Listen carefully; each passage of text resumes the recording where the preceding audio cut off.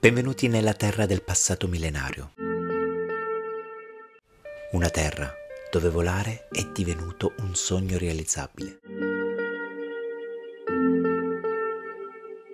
Ma dove la gente rimane ancora ben salda alle vecchie tradizioni.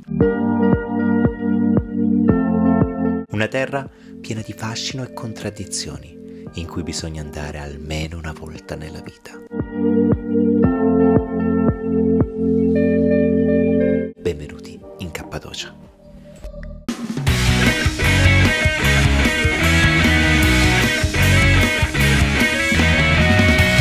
Chiunque viaggi ed abbia casualmente cercato Turchia tra le varie mete, tra le cose che ha sicuramente trovato ci sarà quasi certamente la Cappadocia con le sue variopinte mongolfiere. Ed indovinate cosa ha fatto il vostro Gabrielino viaggiatore? Esatto, amici ed amiche mie, sono proprio andato in Cappadocia, ma col ciuffolo che pagavo 250 euro per un'oretta di volo in mongolfiera. Ad ogni modo è stata un'esperienza bellissima. Raggiungere la Cappadocia è relativamente semplice, si tratta di una regione molto estesa dell'entroterra turco. Questa è servita da ben 2 aeroporti, che seppur piccini soddisfano in maniera sufficiente le esigenze della regione. Il nostro tour, trovato sul sito Get Your Guide, al costo di 250 euro offriva un itinerario guidato lungo i luoghi principali della Cappadocia, dando comunque particolare rilievo alle tradizioni locali, che tradotto significa cercare di vendere in qualche modo artigianato locale. Sarò sincero comunque, per quanto abbia davvero apprezzato il tour, sul serio, è stato qualcosa di un po' troppo turistico, anche se è stato organizzato in maniera eccellente. La nostra avventura inizia alle 4 del mattino, dove dal nostro hotel di Istanbul un taxi ci viene a prendere per portarci in aeroporto, dove con un aereo di linea siamo stati trasportati presso uno dei 2 aeroporti della Cappadocia. Da qui siamo stati prelevati da un altro taxi per dare inizio alla visione di questa regione unica. La Cappadocia fin dal passato è stata una terra povera, poiché relativamente arida, dove scarseggiano molte materie prime ed a motivo di ciò era una terra tranquilla dove i nomadi e i rifugiati trovavano punto riparo.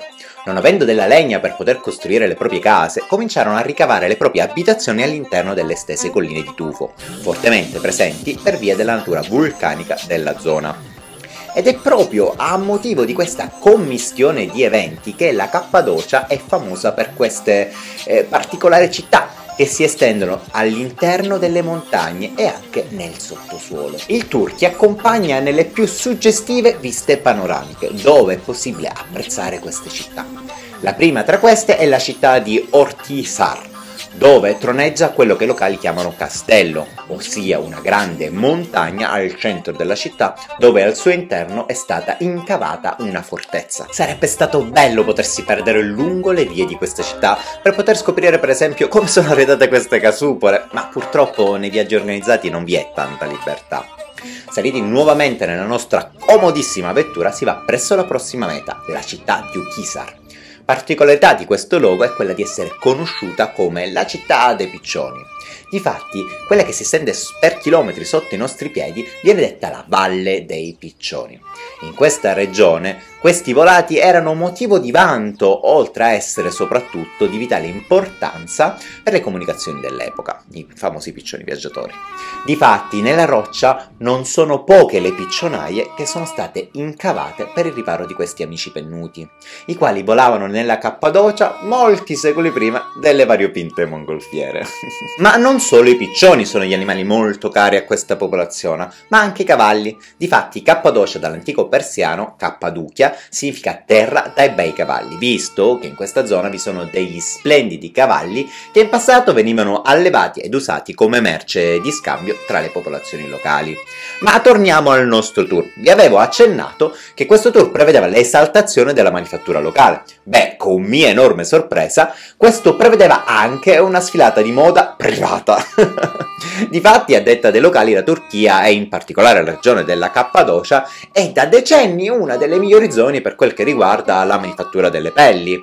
Credetemi, seguire una sfilata di moda è stata un'esperienza davvero particolare, ma anche un po' strana, considerando anche il fatto che non ero psicologicamente ed economicamente pronto per comprare certi capi, che erano sicuramente molto belli e ben fatti, ma, come dire, un po' fuori budget per me.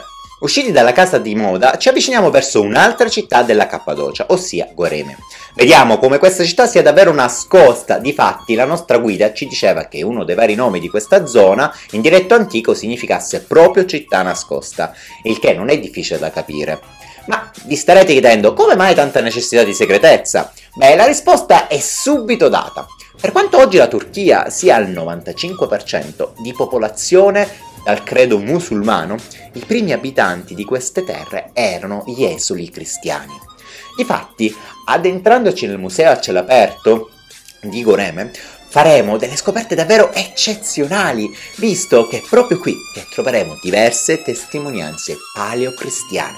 Considerate anche il fatto che questi luoghi sono anche citati nella Sacra Bibbia. La Cappadocia, infatti, come dicevo, è stata la terra degli esuli cristiani, cacciati dai romani che a tempo stavano espandendo nella zona creando il Sacro Romano Impero Orientale.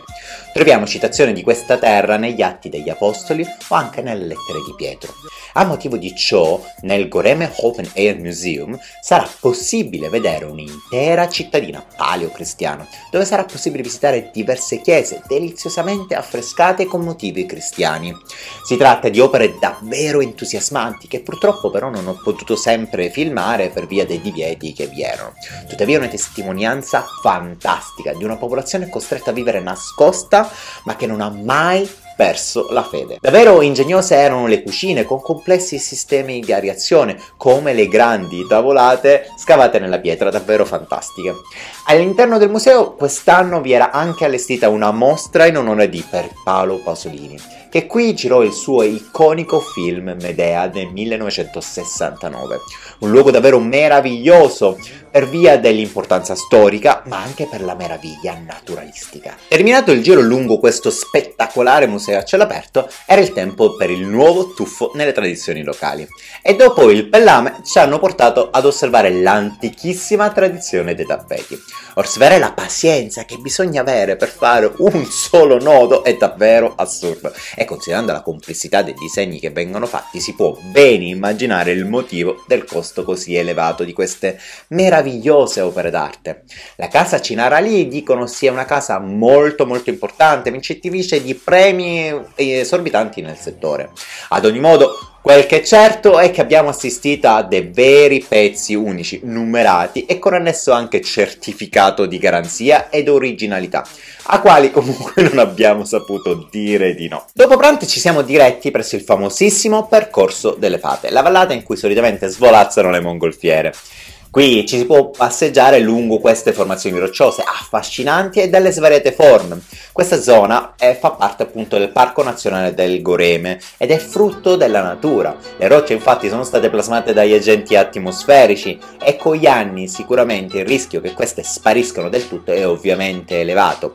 A motivo di ciò sono stato doppiamente felice di essere riuscito a vederle, perché domani chissà, magari non ci sono più. Inoltre, queste terre sono state calcate da Paolo di Tarso, uno degli apostoli di Gesù, il quale, oltre ad aver attraversato tutta la Cappadocia per evangelizzare, provò a cercare riparo in questo luogo durante la cacciata dei cristiani ad opera dei romani. Si dice che rimase lì diversi anni per il ritiro spirituale, prima di venire poi arrestato e condannato a morte per mano di Nerone. Terminata la visita al Parco Nazionale del Goreme, che non stupisce che sia patrimonio UNESCO, ci si dirige presso l'ultima tappa folcloristica del tour.